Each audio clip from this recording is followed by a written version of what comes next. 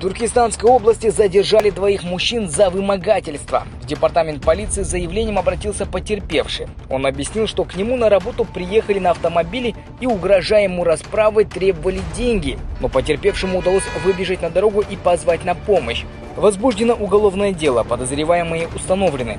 В ходе обыска изъято пневматический пистолет, двуствольный обрез охотничьего оружия марки ТОС-63. Назначена баллистическая экспертиза.